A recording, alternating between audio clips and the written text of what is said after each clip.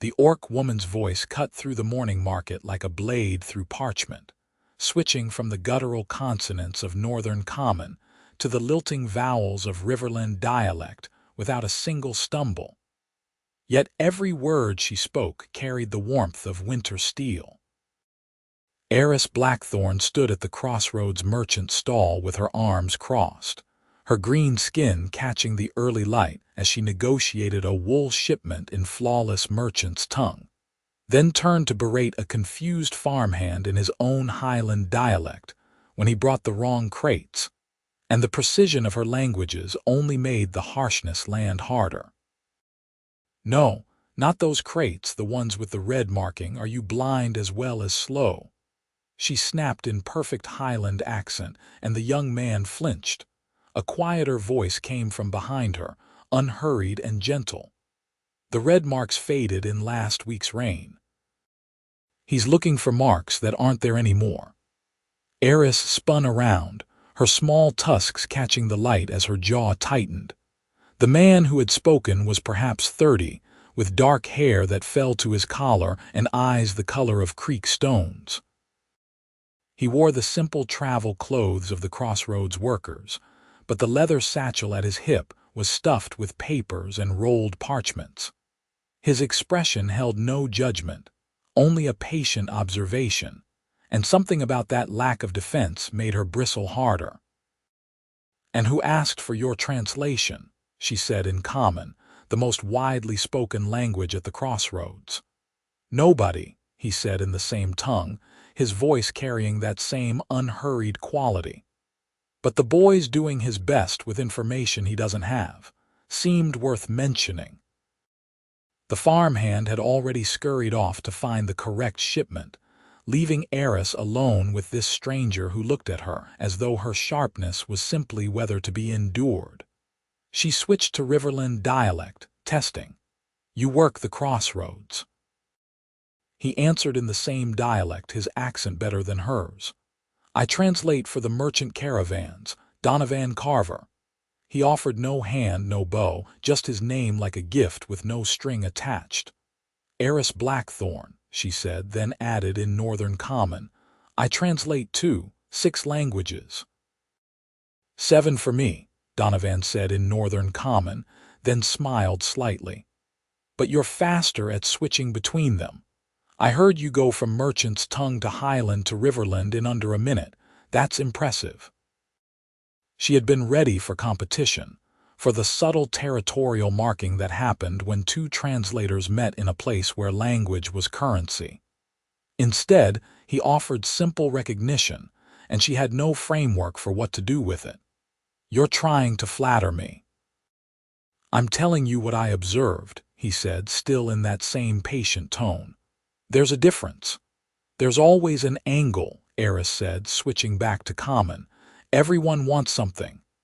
"Right now I want to finish my morning tea before the southern caravan arrives," Donovan said. "They're bringing contracts that need translating from southern coastal dialect, and that one always gives me a headache because they use 16 different words for mutual agreement depending on context." Despite herself, Eris felt a flicker of recognition. 18, actually. "You're forgetting the terms they use for maritime versus overland contracts." His smile widened just a fraction. "You've worked with southern coastal traders last summer, spent 3 months in the border ports." She didn't mention that she'd left when the harbor master had suggested her skills would be better appreciated if she learned to smile more. She had told him in 6 languages exactly where he could store that suggestion. "Then you probably know the conjugation tables better than I do," Donovan said. "The southern caravan's negotiating a grain shipment with northern buyers. If you're available, they could use a second translator to verify terms. Pays 12 silver for the day." Eris studied him, looking for the trap. Joint translation jobs usually meant one interpreter checking the other for lies or favorable mistranslations. It meant suspicion baked into the work itself. "You want me to verify you're not cheating the buyers. I want accurate translation." Donovan said simply. Two sets of ears catch things one set might miss, especially with Southern Coastal, where half the meaning lies in the spaces between words. He was right, which irritated her. She had spent years building a reputation for precision because precision was the only thing that kept people from dismissing her outright. And this man with his gentle voice and patient eyes seemed to understand that without her having to defend it. Fine. 12 silver. When do they arrive? 2 hours, maybe 3. The tea shop by the north gate has decent bread if you haven't eaten.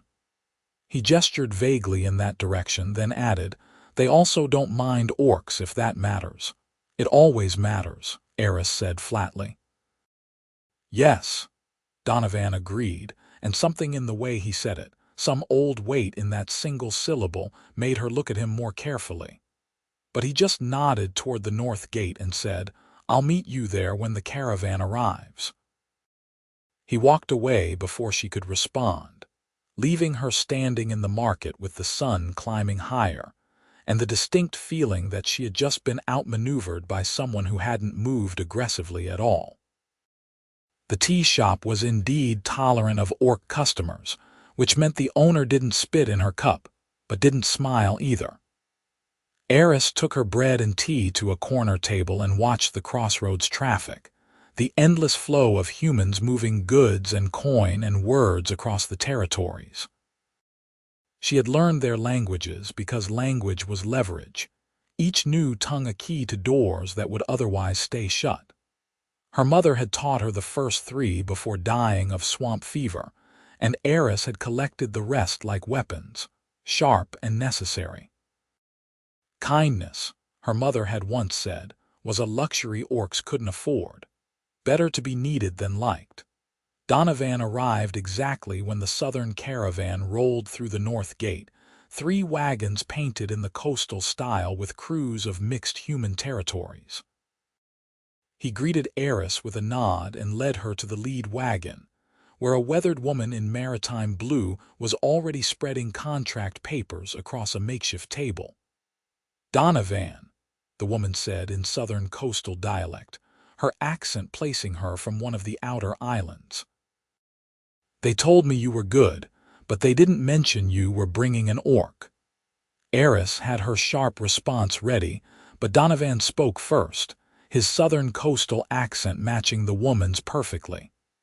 Eris Blackthorne is one of the finest translators at the crossroads. She's here to ensure every term is exact. I don't need credentials from you, Eris said in the same dialect, looking at the woman directly. My work speaks. If you want accuracy, I provide it. If you want someone who smiles while you try to sneak favorable terms past the buyers, hire someone else.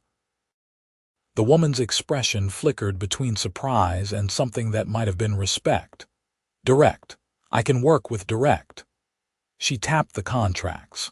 Standard grain shipment, northern prices, delivery terms negotiated for spring planting season. The buyers don't speak southern coastal, and I don't trust common for this kind of detail.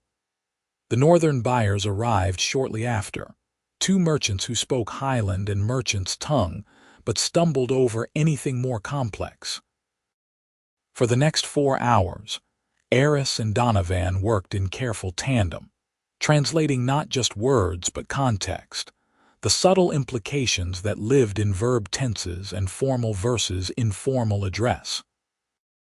When the southern captain tried to slip in a clause that would have made weather delays the buyer's financial burden, Eris caught it in the grammar, and Donovan backed her translation, insisting on clarification.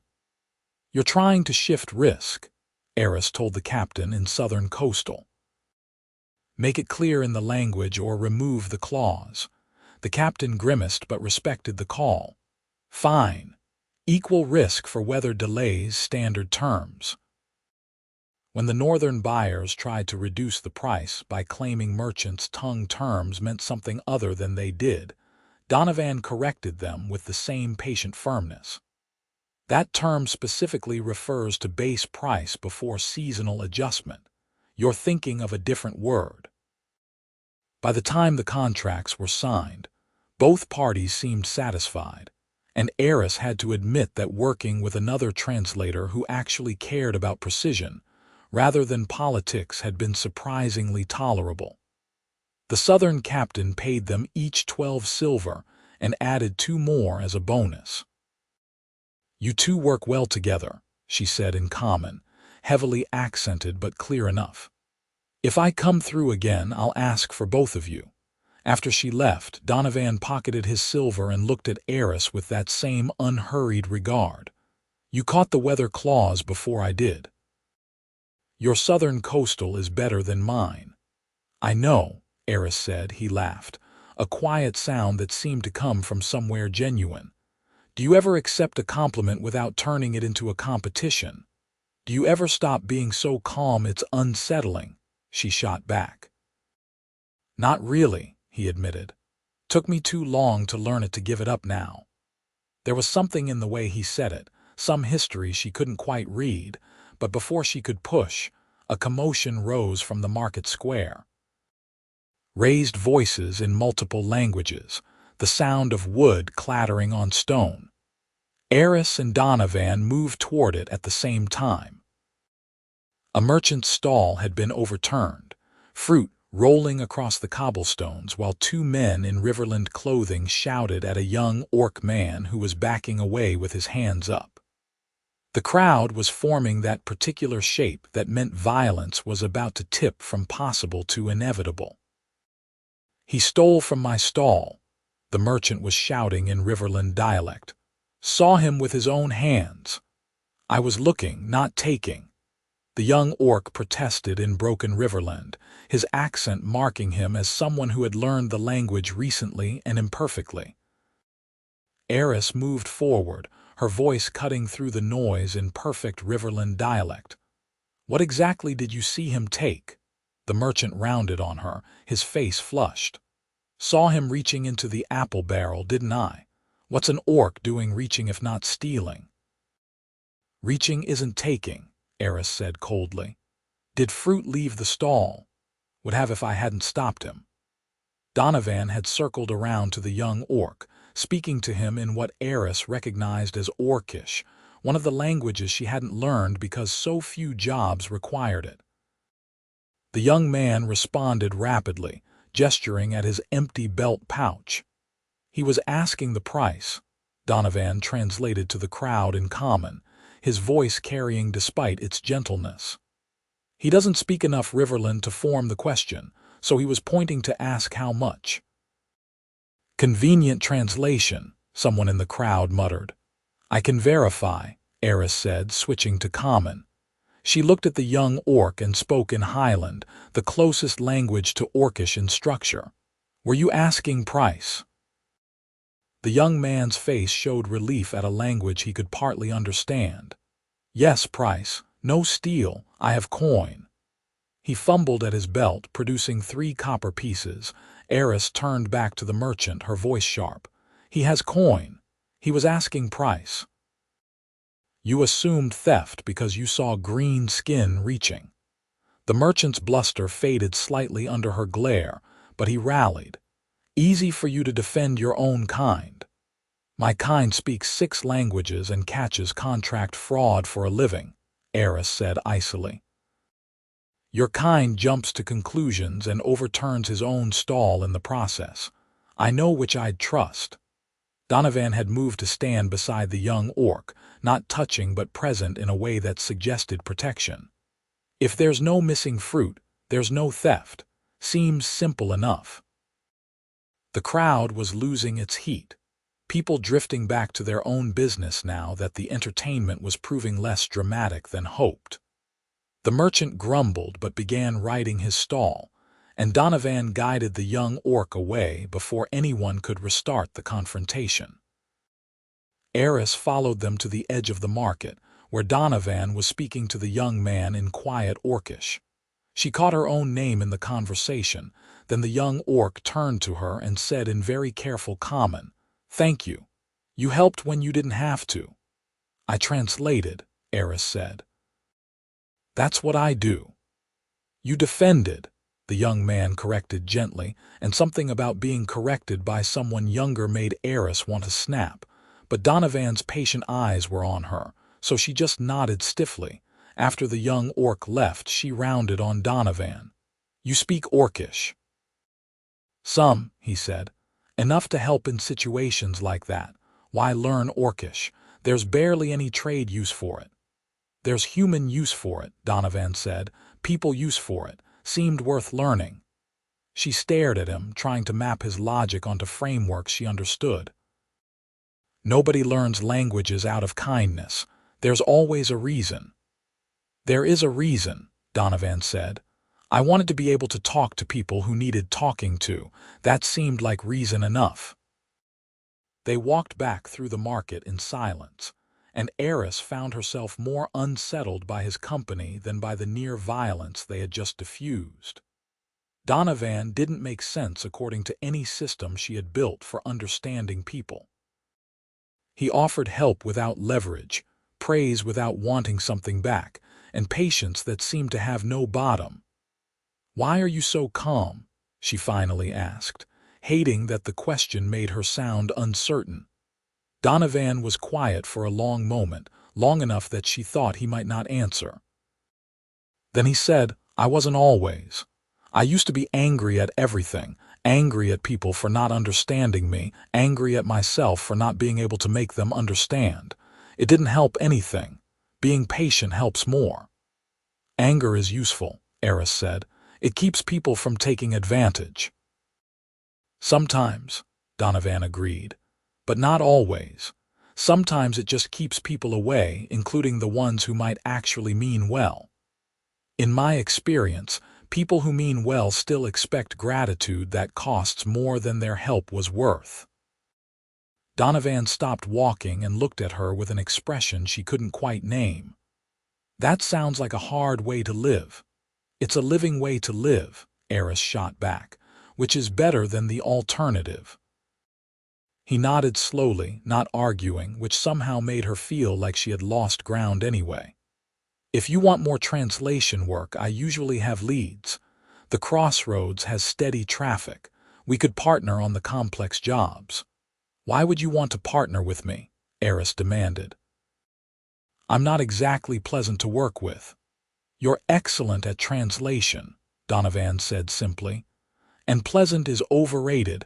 Accurate is what matters in this work." It was perhaps the first time anyone had separated her value from her likability, and Eris didn't know what to do with the distinction. "Fine," she said after a pause that stretched too long.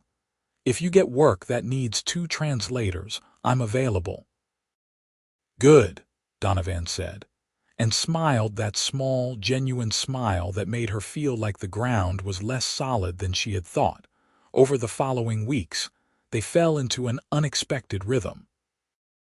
Donovan would find jobs that required multiple languages or verification of terms, and he would offer Eris half the work.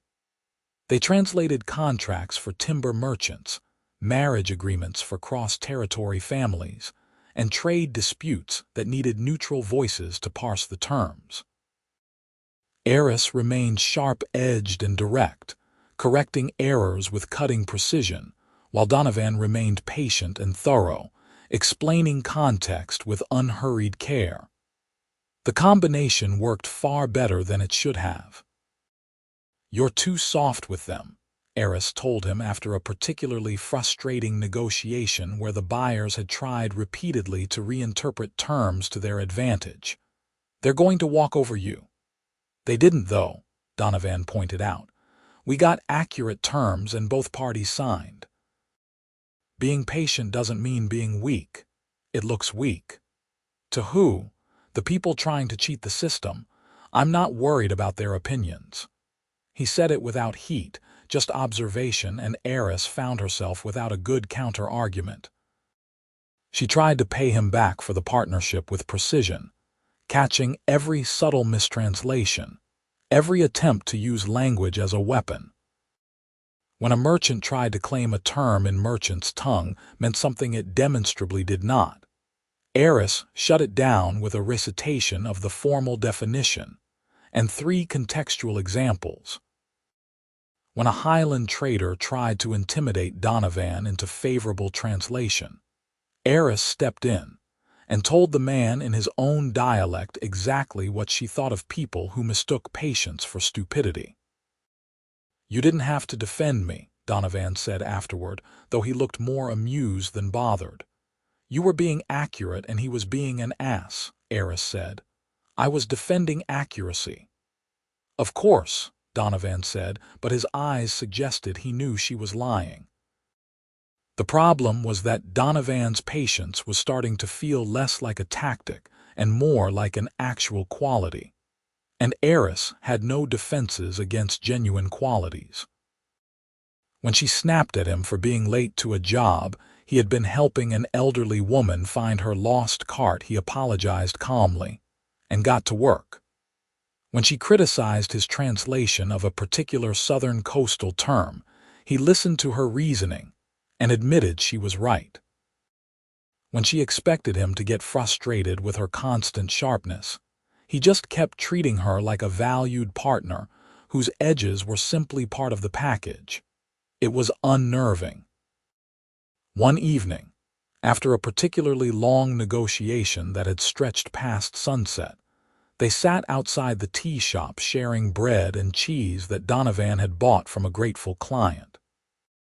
The crossroads was quieter at night, the market stalls shuttered and the traffic reduced to late travelers and night workers.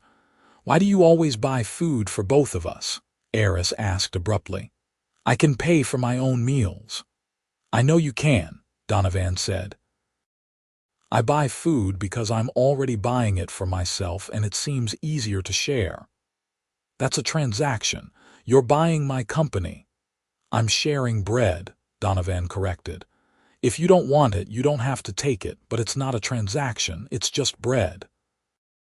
Eris wanted to argue, but the bread was good and she was hungry, and fighting about generosity felt absurd even by her standards. "You're very strange," she said instead. "You've mentioned that before. Because it keeps being true." Donovan smiled and tore off another piece of bread. For a while they ate in silence, watching the last light fade from the sky. Then Donovan said quietly, "I used to be mute." Eris looked at him sharply. "What?" "When I was younger. I stopped speaking for almost 2 years." He wasn't looking at her, his eyes on the darkening horizon. "Something happened and I just couldn't make words come out anymore.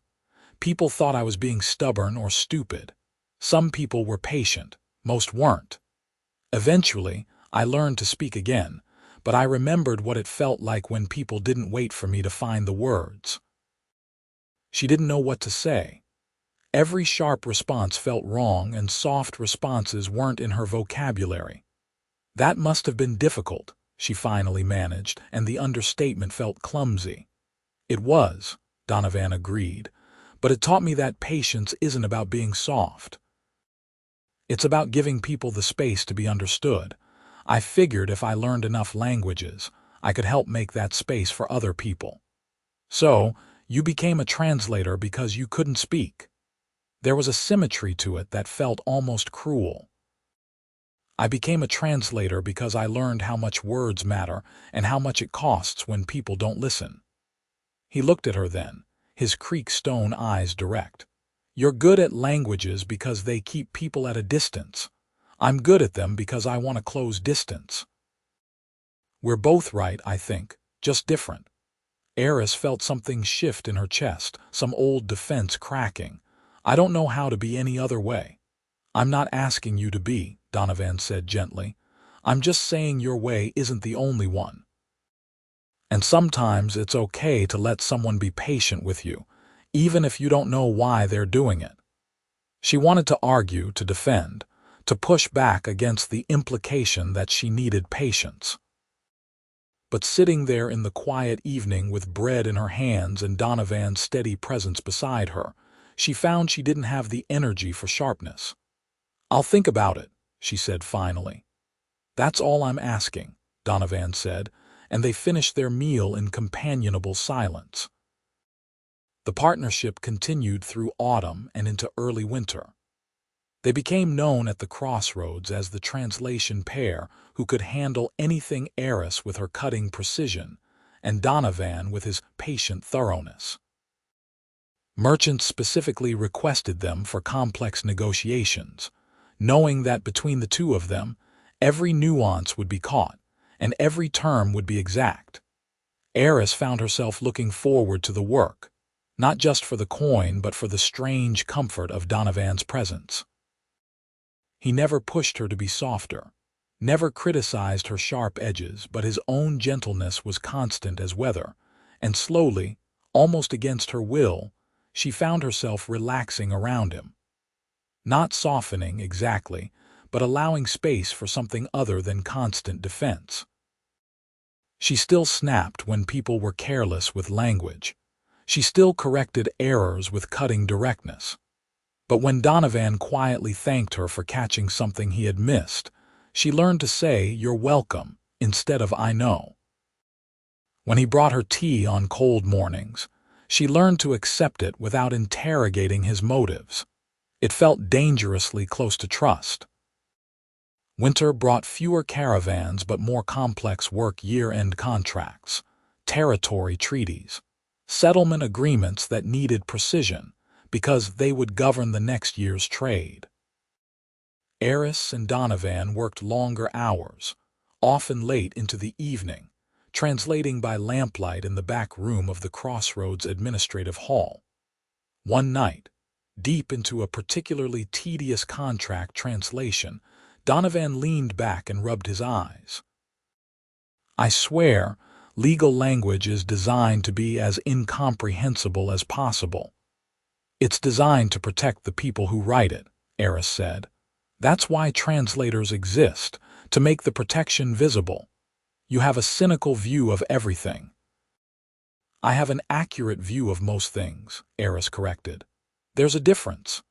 Is there ever anything you don't see through the lens of transaction?" Donovan asked, and there was no judgment in the question, only genuine curiosity. Eris paused, her hand stilling on the parchment. "Like what?" "Like friendship or kindness, or someone genuinely enjoying your company." "Those are all transactions," Eris said. "Friendship is exchanged loyalty, kindness expects gratitude, company has social cost." "What if they don't, though?" Donovan said. "What if friendship is just liking someone? What if kindness is just doing something decent because you can? What if company is valuable just because you enjoy the other person?" "That's naive." "Maybe," Donovan admitted. "But maybe being a little naive is better than assuming everyone has an angle all the time." Eris looked at him, at his patient expression and the genuine question in his eyes. "Why do you care what I think about this?" "Because I like you," Donovan said simply. "And I want you to know that not everything is a transaction. Some things are just what they are." The words landed in the quiet room like stones in still water, ripples spreading out in directions Eris couldn't map. "You like me," she repeated flatly. "I'm abrasive and cold and I barely tolerate most people." "Yes," Donovan agreed. "And you're brilliant and precise, and you stand up for people even when you pretend you're just defending accuracy. You caught that merchant trying to cheat the elderly couple last week, and you spent an hour making sure they understood every term of the corrected contract. That wasn't just translation.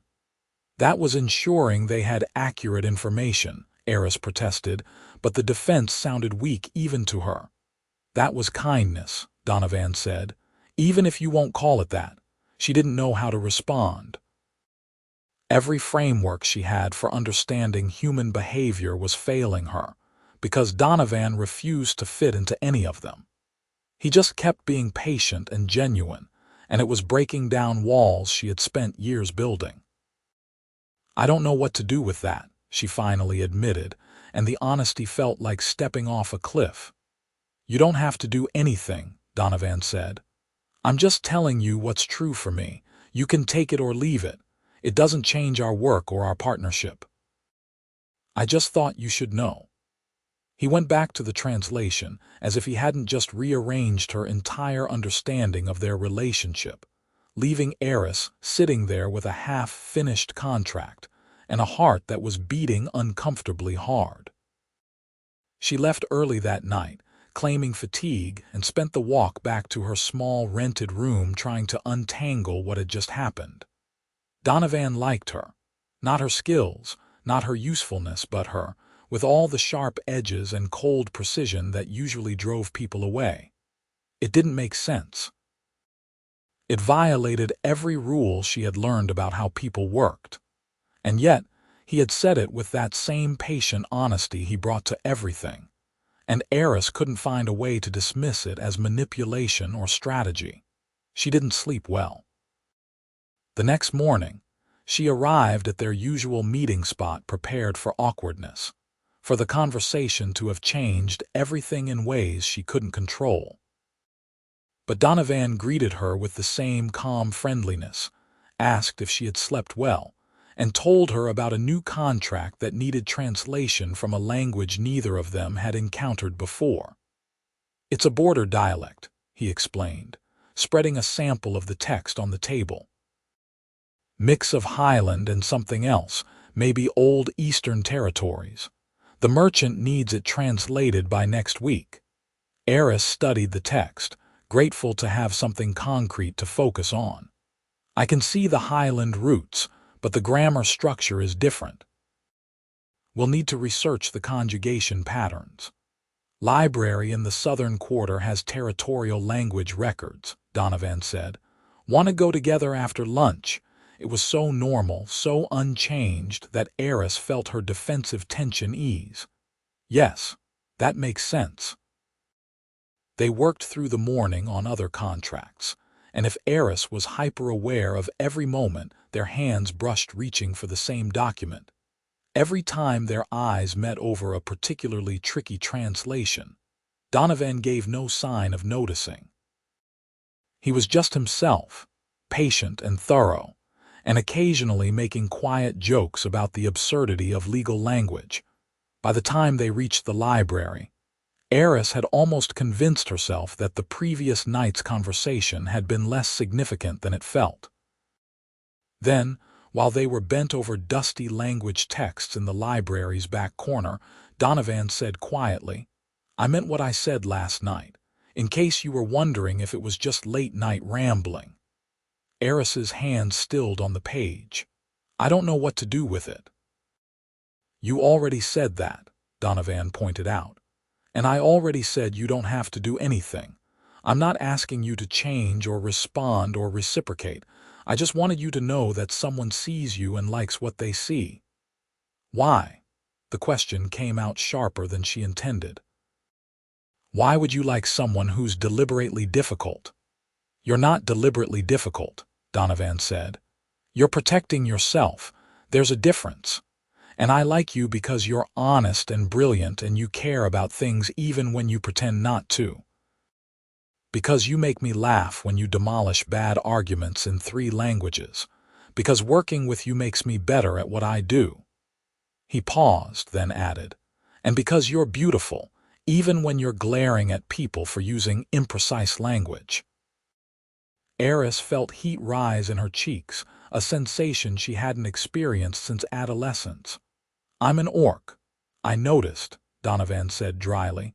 "I've been speaking Orcish to you occasionally for weeks." "I don't speak Orcish, I know. I was speaking it to myself mostly." "Thinking out loud in a language you wouldn't catch." He smiled slightly. "You really are beautiful, though, if my opinion counts for anything." "It shouldn't," Eris said, but the words had no force behind them. "Well, it does anyway," Donovan said, and went back to the language text as if he hadn't just dismantled another of her defenses. They researched the border dialect in silence after that, but it was a different quality of silence, charged with things Eris couldn't name. By the time they left the library with enough information to tackle the translation, she felt as though the ground had shifted beneath her feet. That night, alone in her room, Eris stared at the ceiling and tried to make sense of what was happening. Donovan was patient with her in ways no one had ever been. He saw through her sharpness to something underneath, something she wasn't sure she believed existed, and he claimed to like what he found there. It was terrifying. She had spent her whole life building walls between herself and vulnerability, using language and precision and cold efficiency to keep people at a distance where they couldn't hurt her. Donovan was walking through those walls as if they were made of mist, offering patience and genuine regard without asking for anything in return. The worst part was that she was starting to want to let him. Winter deepened, and the crossroads took on the hushed quality of cold months when travel was harder and trade slowed. Eris and Donovan continued their work, translating the border dialect contract piece by careful piece. And in the process, Eris found herself learning things about Donovan that didn't fit into neat transactional categories. She learned that he had been a street child in one of the eastern cities, that his muteness had come from witnessing violence he was too young to process, that he had been taken in by a merchant who needed a runner and had accidentally shown him kindness, that he had learned his first languages in that merchant's household, taught by servants who had patience for a damaged child who couldn't speak. The cook spoke Highland, Donovan told her one afternoon while they worked. She used to narrate everything she did in the kitchen. I think she was lonely and I was quiet, so I made a good audience. I learned the language from listening to her describe making bread. And the others? Eris asked, drawn into the story despite herself. Different people, different languages. The head merchant spoke 3 languages for trade, and I picked them up because I couldn't ask questions, so I had to understand everything the first time. By the time I could speak again, I had a gift for languages. Seemed like the merchant gods had a sense of irony. Or they saw a use for your pain, Eris said, and immediately regretted the harshness, but Donovan just nodded thoughtfully. Maybe. Either way, I'm glad it turned into something useful, gave me a way to help people who feel unheard. Eris wanted to say something cutting about how most people who felt unheard probably deserved it, but the words wouldn't come. Because she had felt unheard her entire life, and she knew it wasn't because she deserved it. It was because people heard her words but dismissed the person speaking them. You're thinking loud thoughts, Donovan observed. Want to share? Not particularly. Fair enough. He went back to the translation, giving her space, and Eris felt that same crack in her defenses widening. Later that week, a situation arose that forced everything into sharper focus. A pair of representatives arrived at the crossroads, one from the Northern Territories Alliance and one from the Southern Coastal Federation, there to negotiate a trade treaty that would govern the next 5 years of grain and textile exchange. It was the kind of high-stakes translation work that could make a reputation, and both sides wanted the best interpreters available. The Northern representative requested Donovan specifically. The Southern representative requested Eris. This is a problem, the Crossroads administrator told them in his cramped office. They're negotiating opposite sides of a treaty. You'd be rival interpreters. We've worked rival positions before, Donovan said calmly. It's not personal, it's just translation. This is different, the administrator insisted. The treaty's worth thousands in gold and both sides are looking for advantages. They'll expect you to find ways to favor your employer. That's how these things work. Eris felt something cold settle in her stomach. This was exactly the kind of work she had been building toward, the kind of prestigious contract that would establish her as more than just a Crossroads translator. The pay alone would set her up for months, but it meant working against Donovan. When do negotiations start? She asked. 3 days, the administrator said. You'll each be translating in real time, so there's no chance for collaboration. They want to keep it competitive to ensure neither side gets favorable treatment. After they left the office, Eris and Donovan walked to their usual spot near the tea shop. The winter air was sharp, frost glittering on the cobblestones. "We should take the jobs," Eris said finally. "It's good money and good experience." "Agreed," Donovan said, but he sounded troubled. "But I don't like the setup. They're pitting us against each other deliberately." "That's how these things work," Eris said, echoing the administrator's words. "Treaty negotiations are adversarial. The translators reflect that." "We're not adversarial, though," Donovan pointed out. "We're partners. They're trying to weaponize that. So we don't let them." Eris crossed her arms against the cold. "We translate accurately and let the negotiators make their own arguments, same as we always do. And if they ask us to shade translations to favor our employer, we refuse," Eris said. "Accuracy isn't negotiable."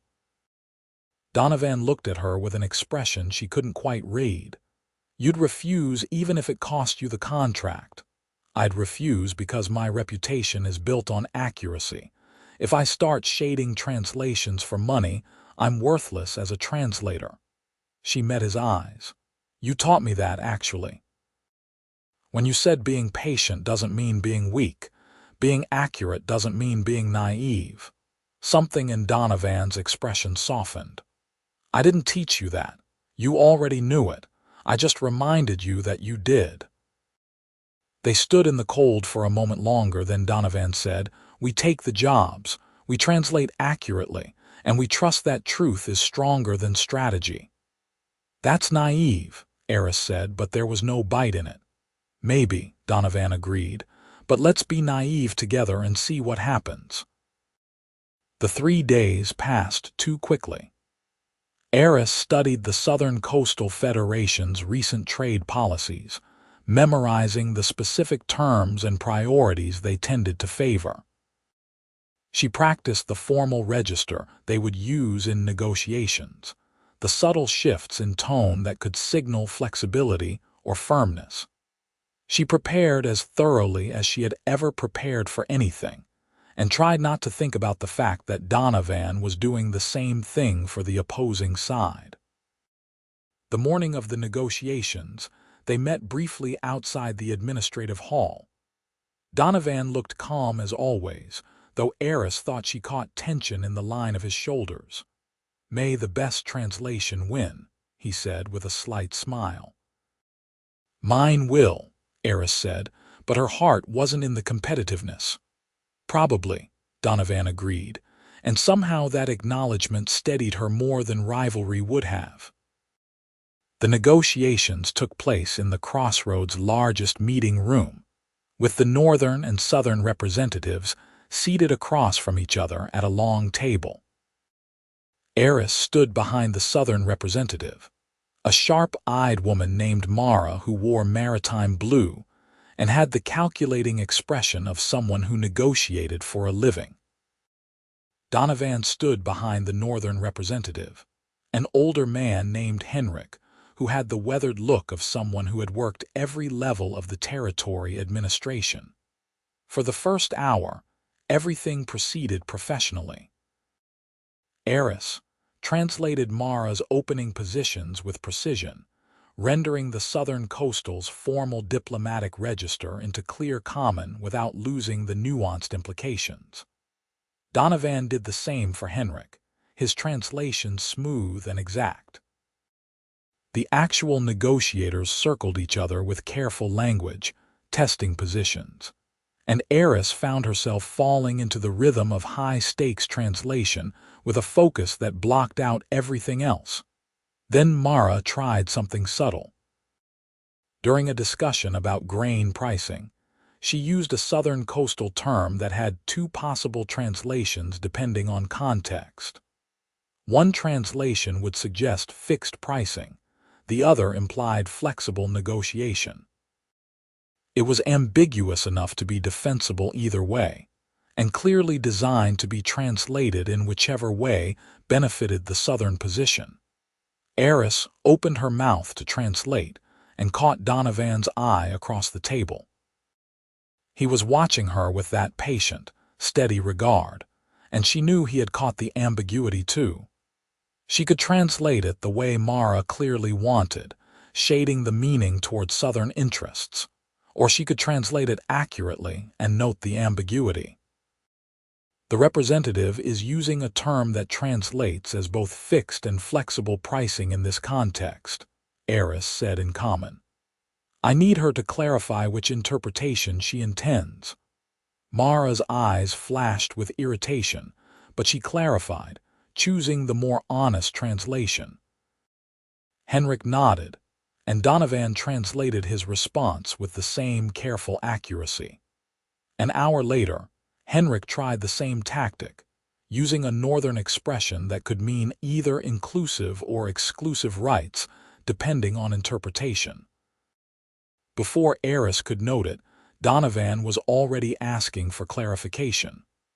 The representative is using a term with multiple meanings in common, Donovan said.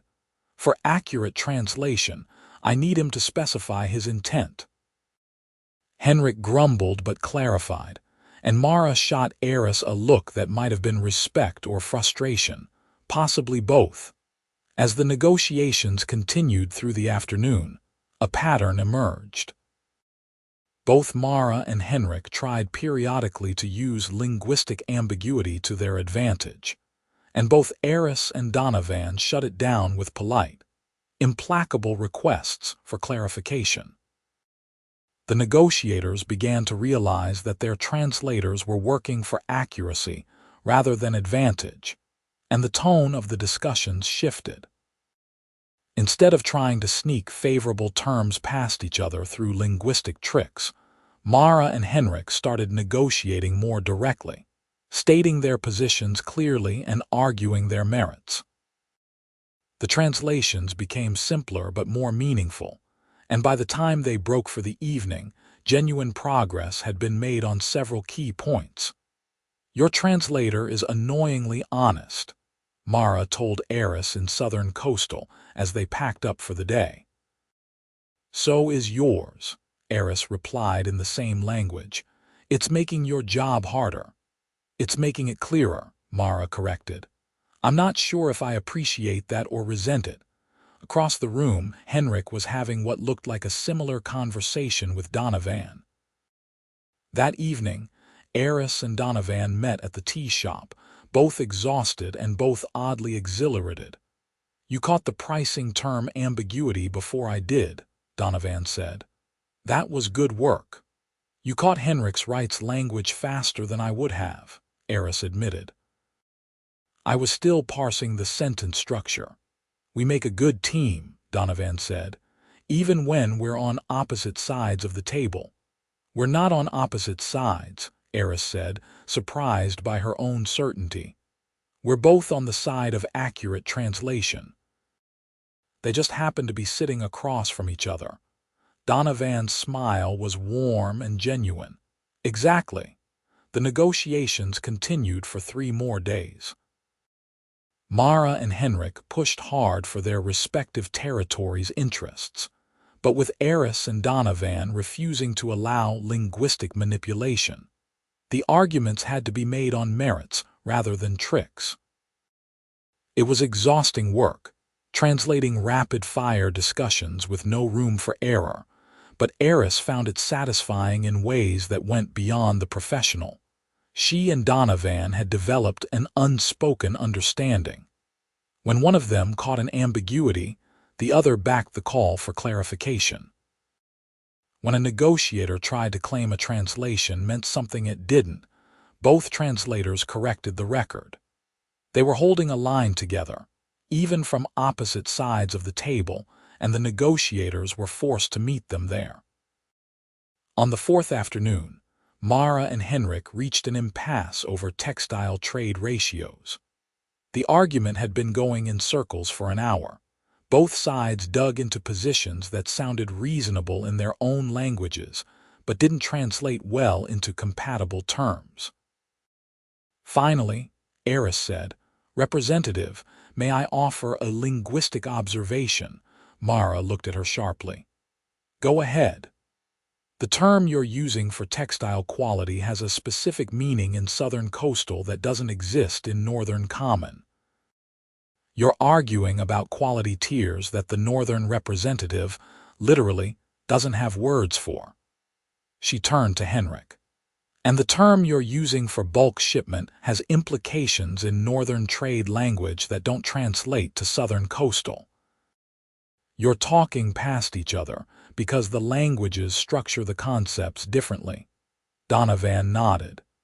"If we can establish equivalent terms first, the actual negotiation might be simpler."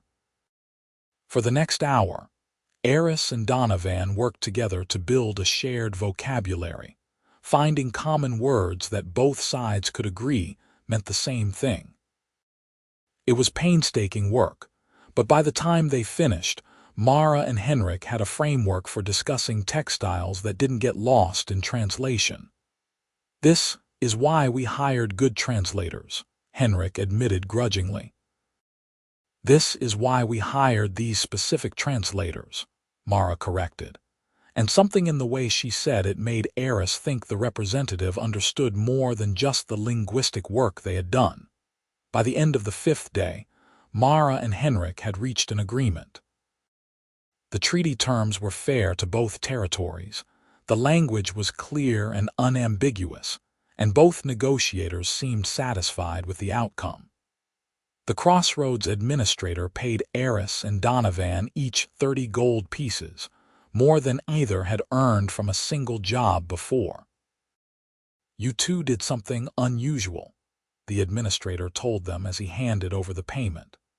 "Most rival translators try to give their employer an edge. You two just gave everyone clarity. Not sure if that makes you the best translators I've ever hired or the most frustrating." "We prefer best," Donovan said mildly. After the administrator left, Eris and Donovan stood in the administrative hall with gold heavy in their hands and the evening light slanting through the windows. "We just turned down chances to make even more money," Eris said. "Both sides would have paid extra for favorable translations." "I know," Donovan said, "but we would have been worthless afterward. This way we're known as the translators who refuse to be bought. That's worth more in the long term." "When did I start thinking long term?" Eris wondered aloud. "When you let yourself have a partner," Donovan said. "Long term requires trusting someone else will be there." She looked at him, at his patient eyes and gentle smile, at the man who had been steadily dismantling her defenses for months without ever demanding she surrender. "I don't know how to trust." "You've been doing it," Donovan said. "You trusted me during negotiations. You trusted that I wouldn't sell you out for advantage. That's trust, even if you didn't call it that." "That was just professional respect," Eris protested weakly. "It was trust," Donovan repeated. "And it worked. We did good work together, even working for opposite sides. Imagine what we could do actually working together. We've been working together for months." "I mean really together," Donovan said, and there was something vulnerable in his expression now, the patience showing cracks where hope lived underneath. "Not just as professional partners, as actual partners, people who trust each other with more than just translation work." Eris's heart was beating too fast.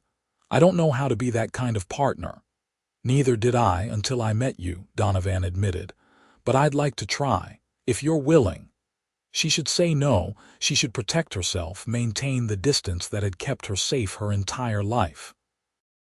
But standing there with 30 gold pieces weighing down her pocket and Donovan's hopeful eyes on hers, Eris found that the walls she had built no longer felt like protection. They felt like prison bars. "I'm not good at kindness," she said, the words coming out rough. "I don't know gentle words or soft emotions. I'm sharp edges all the way through." "I know," Donovan said. "I'm not asking you to be different. I'm asking you to let me care about you exactly as you are." "Why?" The question burst out of her. Why would you want someone who spent her whole life pushing people away? Donovan stepped closer, not touching but present in a way that made her feel seen to the bone. Because underneath all that sharpness is someone who cares so much it scares her. Someone who defends accuracy because truth matters, who stands up for people being taken advantage of, who spent 3 hours teaching me the subtle differences in Southern coastal conjugations because she wanted me to be better at my work. Someone who's brilliant and strong and so afraid of being hurt that she hurts herself first. His voice softened. I see you, Eris, all of you, and I'd like the chance to show you that being seen doesn't have to be dangerous. Something in Eris's chest cracked open, years of careful defense falling away under the steady pressure of Donovan's patience. I don't have soft words, she said again, almost desperately. Then give me sharp ones, Donovan said. Give me whatever words you have, and I'll translate them into what you mean. That's what I do, remember. I'm a translator, and I've been translating your sharpness into care for months now. Eris felt tears prick at her eyes, a sensation so unfamiliar she almost didn't recognize it. This is terrifying. I know, Donovan said gently. Trust usually is, but I promise I'll be patient while you learn it. She made a sound that was half laugh, half sob. You're always patient. With you, yes, Donovan agreed. Always. The last of Eris's defenses crumbled. She had spent her entire life building walls, and Donovan had walked through every single one without force. Just steady, patient presence that refused to accept her sharpness as rejection.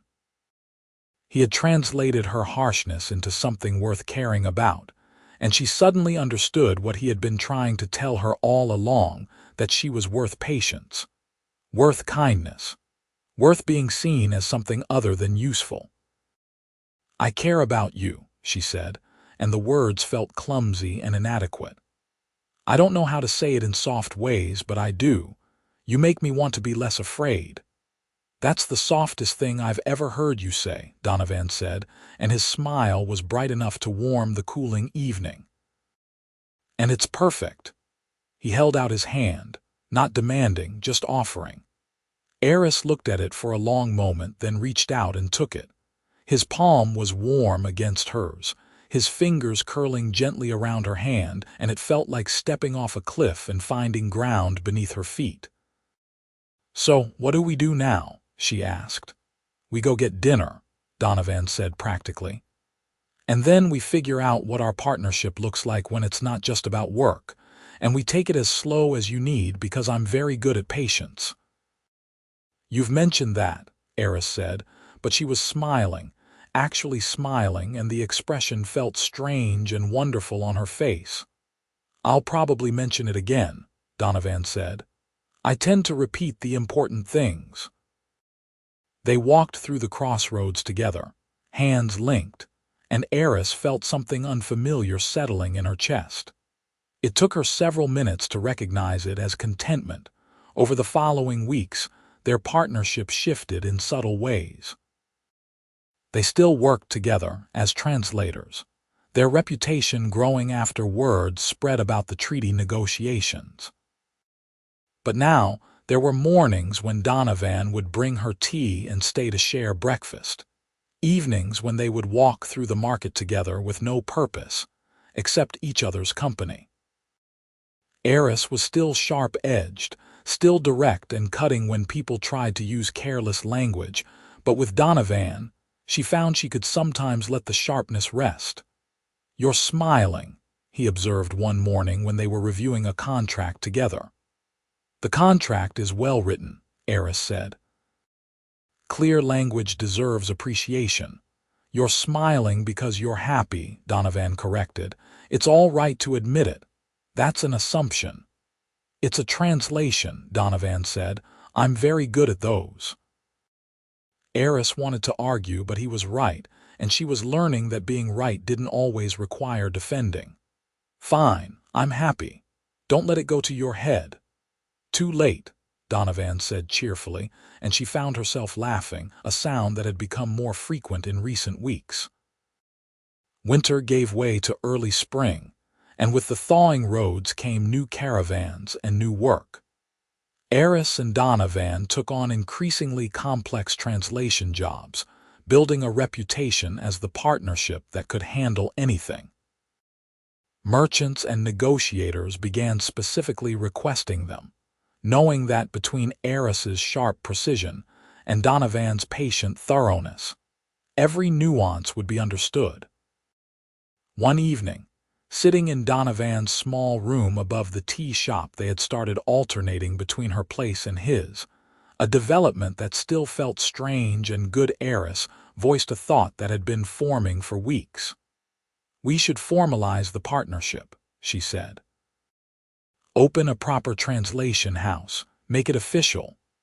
Donovan looked up from the book he was reading, a smile spreading across his face. "You want to start a business together? We're already working together constantly. We should formalize it.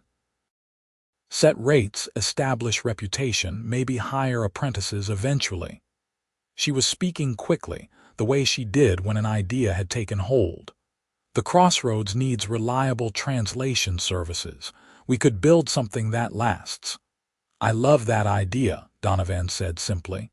"What would we call it?" They spent the next hour debating names, rejecting anything too pompous or generic. Finally, Donovan suggested Carver and Blackthorne Translation Services, alphabetical by last name, equal partnership. "That's boring," Eris said, "but accurate. I'll take it." They formalized the partnership the next week, registering the business with the Crossroads administrator and renting a small office space near the market. Eris handled the contract negotiations with their precision, while Donovan managed the client relations with his patient diplomacy. Within a month, they had steady work and a growing reputation. "We're successful," Eris said one evening, looking at their appointment schedule with something close to wonder. "We are," Donovan agreed. "Turns out combining your sharp edges with my patience creates something useful." "You make it sound like we're tools being forged together." "Aren't we?" Donovan said. "We've been shaping each other since we met. You've made me sharper. I'd like to think I've made you softer," Eris supplied, then shook her head. "No, not softer.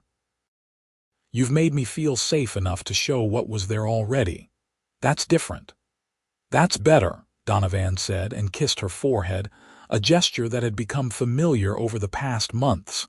Summer brought a new challenge. Word had spread about the translators who had facilitated the fair treaty between North and South. And now, a delegation from the Eastern Territories wanted Carver and Blackthorne Translation Services to handle an even larger negotiation.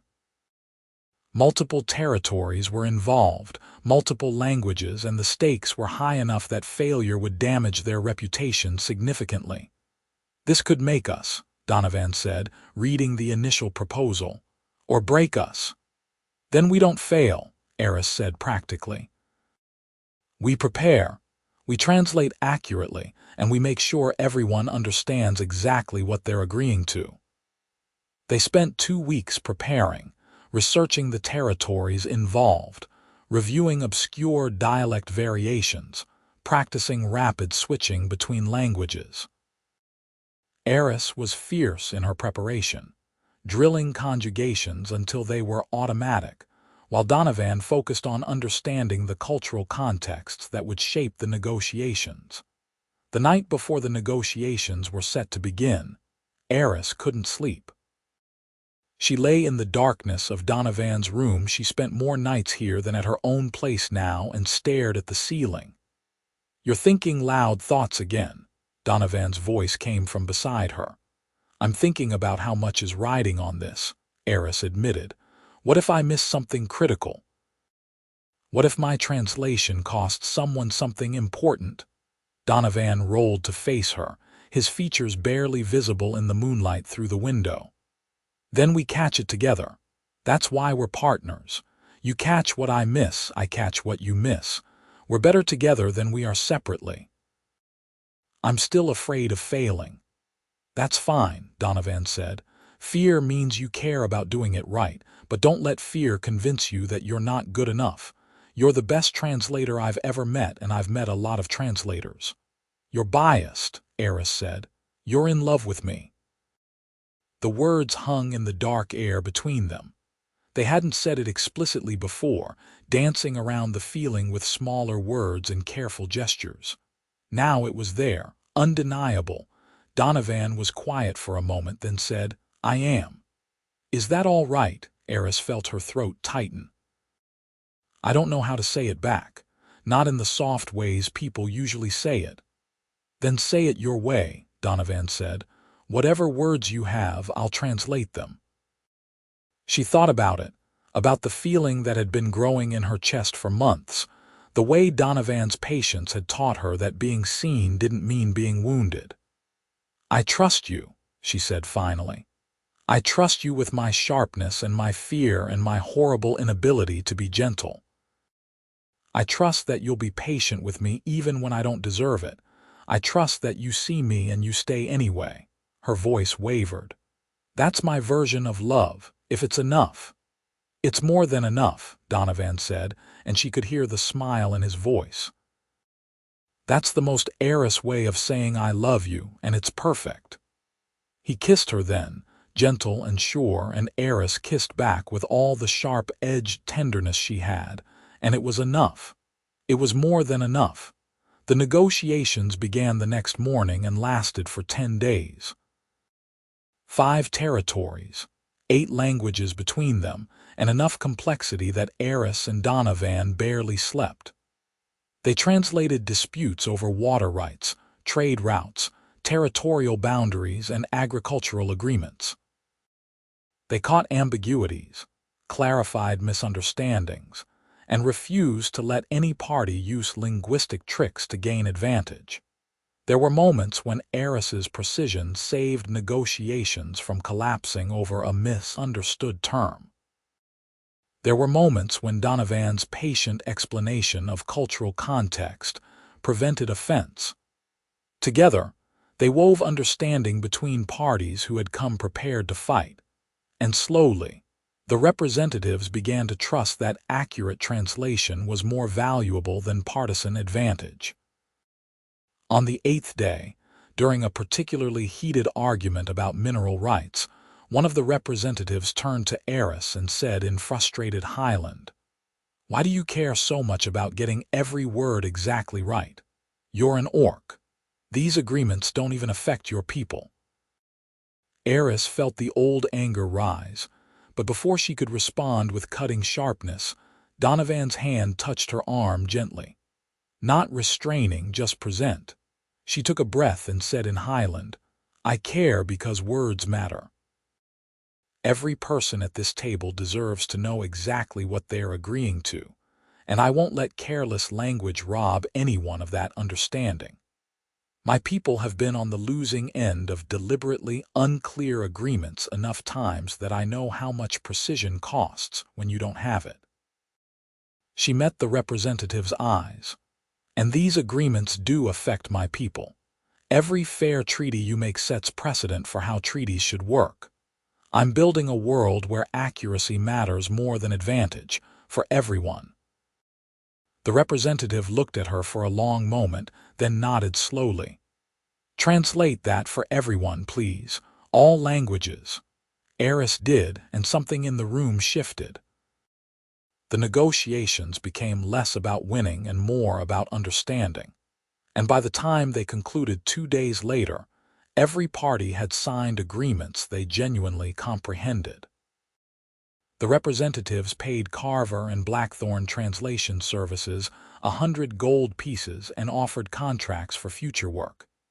"You two are either idealists or geniuses," one of the representatives said. "Possibly both." "We're translators," Donovan said simply. "We just care about doing it right." After the last representative left, Eris and Donovan sat in their small office surrounded by contract copies and reference materials, exhausted and exhilarated. "We did it," Eris said, and her voice was full of wonder. "We actually did it." "You did it," Donovan corrected. "That speech about accuracy and precedent, that was all you. You gave me the space to say it instead of just snapping," Eris said. "You've been giving me that space since we met." "We give each other space," Donovan said. "That's what partners do." They sat in comfortable silence for a while, then Donovan said, "I want to marry you." Eris's heart stuttered. "What?" "I want to marry you," Donovan repeated, calm and certain. "I want to formalize our partnership in every way possible, business, life, everything. I want to build something permanent with you." "That's insane," Eris said automatically. "We've only known each other less than a year." "I knew I wanted this 3 months after we met," Donovan said. "I've just been waiting for you to be ready to hear it." "I'm not ready to hear it," Eris protested, but her voice was shaking. "Yes, you are," Donovan said gently. "You're just scared, which is fine. Being scared doesn't mean you're not ready, it just means it matters." Eris stared at him, at this man who had patiently translated her sharpness into something worth loving, who had waited for her to learn trust at her own pace, who wanted to build permanence with someone everyone else found too difficult. "I don't know how to be married." "Neither do I," Donovan admitted. "We'll figure it out together, same as we figured out the business, same as we figured out partnership." He reached across the desk and took her hand. "I'm not asking you to be different. I'm asking you to let me stay beside you while you keep being exactly who you are." "That's a terrible proposal," Eris said, but tears were streaming down her face. "You didn't even get on one knee." Donovan laughed and stood, then did get on one knee beside her chair. "Eris Blackthorne, will you marry me? Will you let me translate your sharpness for the rest of my life? Will you keep catching my mistakes and making me better? Will you build something permanent with me, not because you learned to be soft, but because you learned that being seen doesn't mean being hurt?" It was the most perfect proposal she could have imagined, because it asked for exactly who she was. "Yes," she said, and the word came out rough but true. "Yes, I'll marry you, but I'm not going to suddenly become gentle." "I'm not asking you to," Donovan said, standing and pulling her up with him. "I'm asking you to be my wife, sharp edges and all." "Then yes," Eris said again, and kissed him hard, pouring all her fierce, complicated love into the gesture. They married 6 weeks later in a simple ceremony at the crossroads, with the crossroads administrator officiating and a handful of merchants and translators as witnesses. Eris wore green that matched her skin, and Donovan wore dark blue, and they spoke their vows in common because it was the language that had brought them together. "I promise to translate your patience for the rest of my life," Eris said, "and to trust that being seen by you is safe. I promise to translate your sharpness into the care I know it is," Donovan said, "and to be patient with you always, because you're worth every moment." They sealed the promises with a kiss, and the small crowd applauded, and Eris felt something settle in her chest that she finally recognized as home. The years that followed were full and good. Carver and Blackthorne translation services grew, taking on apprentices who learned translation from 2 masters with very different styles but equal dedication to accuracy. Eris remained sharp and precise, teaching apprentices that words mattered too much for carelessness. Donovan remained patient and thorough, showing apprentices that understanding people was as important as understanding languages. Together, they translated treaties and contracts, marriage agreements and business partnerships, building a reputation that reached beyond the crossroads to the territories beyond. They were known as the translators who couldn't be bought, who cared more about accuracy than advantage, and who had somehow made an unlikely partnership work against every expectation.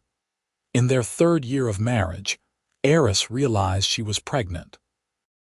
The discovery came with complicated feelings. She had never imagined herself as a mother, had never thought past the next job or the next defense. But Donovan's joy was uncomplicated and infectious, and slowly, Eris let herself want this too. Their son was born in late autumn, small and squalling and perfect. They named him Yerrick, and he had Eris's green skin and Donovan's dark eyes, and from the moment they placed him in her arms, Eris understood vulnerability in a way she never had before.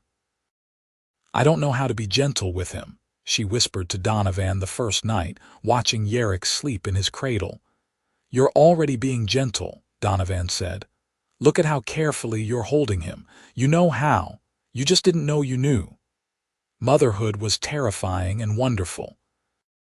Eris learned to soften her voice when Yerrick cried, to translate his needs from incoherent sounds into concrete actions. She was fierce in protecting him, sharp-edged still, but turned outward toward anything that might threaten her child. Donovan was patient with both of them, translating Eris's fears into reassurance and Yerrick's cries into understanding. When Yerrick was 2, they had a daughter.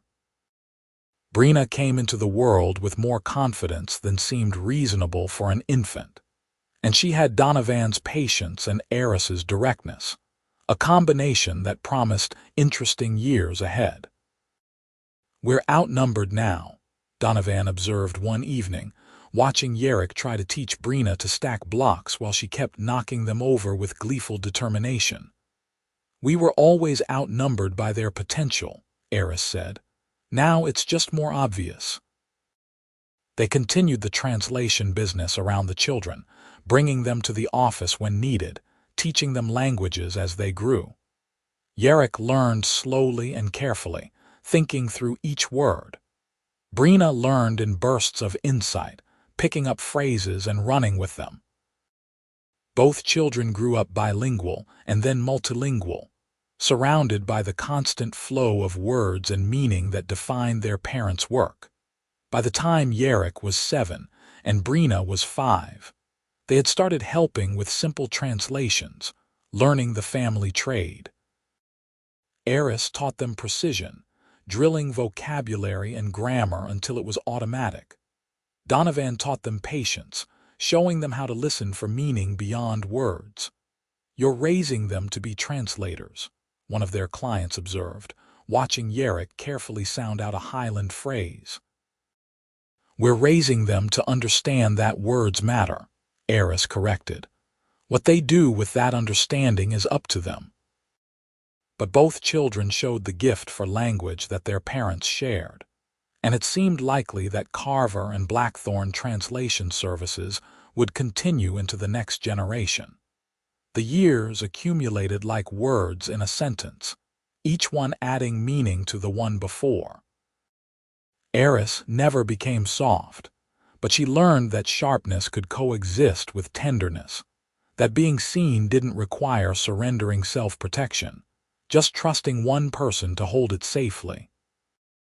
Donovan's patience never wavered, but it deepened, encompassing not just Eris but the family they had built and the business they had grown. They fought sometimes, because Eris was still capable of cutting words when afraid and Donovan could be maddeningly calm when she wanted engagement. But they learned to translate even their conflicts, Eris learning to say, "I'm scared," instead of attacking, Donovan learning to show emotion instead of just patience. They learned each other the way they had learned languages carefully, thoroughly, with dedication to accuracy. One evening, 15 years after that first morning in the market, when Eris had snapped at a farmhand and Donovan had gently corrected her perception, they sat outside their small house on the edge of the crossroads. The translation office was closed for the night, the children were asleep inside, and the stars were brilliant overhead. "You remember when we first met?" Donovan asked, his hand linked with hers. "I remember thinking you were insufferably patient," Eris said. "I still think that sometimes." "And I remember thinking you were brilliantly sharp," Donovan said, I still think that all the time. We've built something good, Eris said, and the acknowledgement felt huge. I didn't think I could have this. You built it, Donovan corrected. You learned to trust, which was harder for you than learning 6 languages. I just waited while you figured it out. You didn't just wait, Eris said. You translated me. You took my sharpness and found the care underneath and reflected it back until I could see it myself. You taught me that being precise and being kind weren't opposites. You taught me that patience doesn't mean accepting everything, Donovan said. That sometimes sharpness is the kindest thing you can offer, because it doesn't let people settle for less than truth. They sat in comfortable silence, the kind that had taken years to build, and Eris thought about the scared orc woman she had been, fluent in 6 languages but unable to accept a single kind word. She thought about Donovan's endless patience, the way he had translated her harshness into something worth loving and reflected it back until she believed him. I never thanked you, she said suddenly. For what? For being patient when I had none extended to you, Eris said. You told me once that you learned patience because no one gave it to you when you needed it.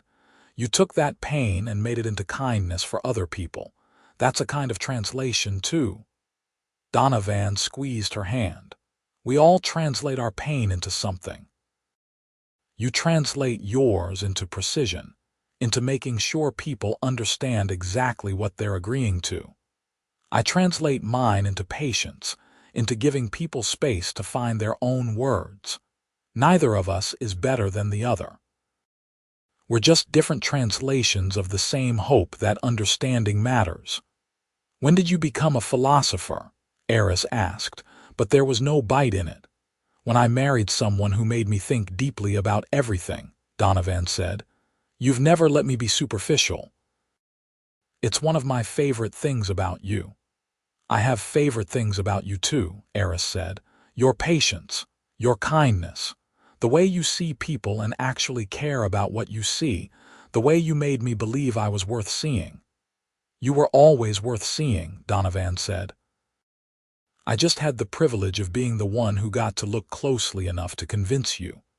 Inside the house, one of the children called out, probably Brina having a dream. Eris moved to get up, but Donovan waved her back. I'll check. You sit. She watched him go inside. This man who had translated her sharpness into love, who had waited patiently while she learned that being seen wasn't the same as being vulnerable. She thought about the translation business they had built, the treaties they had facilitated, the understanding they had woven between people who spoke different languages. But the most important translation had been the one they had done for each other, Donovan translating her sharpness into care, Eris translating his patience into strength. They had learned each other's languages in the deepest sense, not just words but meanings, the spaces between sounds where truth lived. Donovan came back out a few minutes later. Brina dreamed she was translating for dragons. She wanted to tell me about their grammar structure. Eris laughed. She's definitely our daughter. Both of them are, Donovan agreed, settling back beside her. Sharp and patient in equal measure. They're going to be formidable translators. They're going to be formidable people, Eris corrected. The translation is just how it manifests. They sat together under the stars, hands linked, and Eris felt grateful for every sharp word she had ever spoken, because they had led her here. To this man who had translated her thorns into roses. To these children who were learning that understanding mattered more than advantage. To this life, they had built word by careful word, translation by translation, until sharpness and patience had become 2 dialects of the same language of love. She had learned every language but kindness, and he had patiently translated it for her until she understood. And in understanding, she had learned to speak it back, not in soft words or gentle phrases, but in her own sharp, precise way that was no less loving for its edges. I love you, she said, the words still feeling foreign on her tongue but true in her heart. I know, Donovan said, with that patient smile she had learned to treasure. You tell me every day in every language you know. I'm just glad I'm fluent enough to understand. And under the stars, with their children sleeping safe inside and their translation house waiting for tomorrow's work, Eris Blackthorne Carver rested against her husband's shoulder and felt the weight of words well used, the satisfaction of meaning conveyed accurately, and the deep, abiding peace of being completely understood.